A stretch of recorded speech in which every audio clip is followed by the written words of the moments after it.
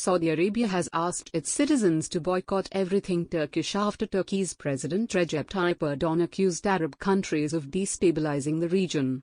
Israel, which generally avoids public criticism of Turkey, lashed out at Istanbul for disrupting peace efforts and asked NATO members to rein it in. Saudi Arabia's Chamber of Commerce head Ajlan al-Ajlan on Saturday tweeted, "The boycott of everything Turkish, whether on the level of import, investment or tourism, is the responsibility of every Saudi, trader and consumer, in response to the continued hostility of the Turkish government against our leadership, our country and our citizens." Erdogan had recently blamed the Arab countries for instability in the Middle East. Though Turkey has had diplomatic relations with Israel for decades, Erdogan condemned the United Arab Emirates and Bahrain's decision to normalize ties with Israel.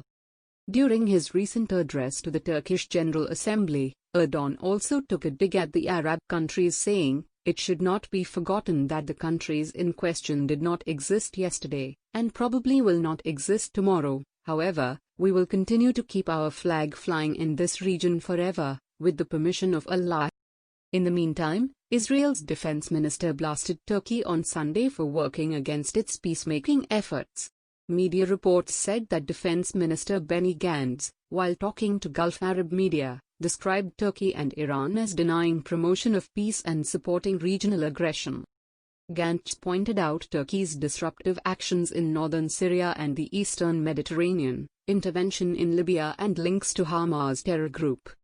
"All of this pushes away from stability," he said, adding, "Definitely the question of Turkey is a very complicated one, because Turkey is part of NATO," Gantz told a virtual conference organized by the Arab Council for Regional Integration, a group that encourages Israeli Arab outreach.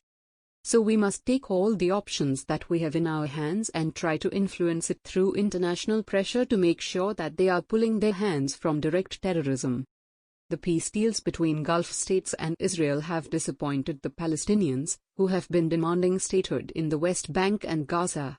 The US and Israel believe the peace deals with the UAE and Bahrain could lead to the fulfillment of a peace deal with Palestine as well.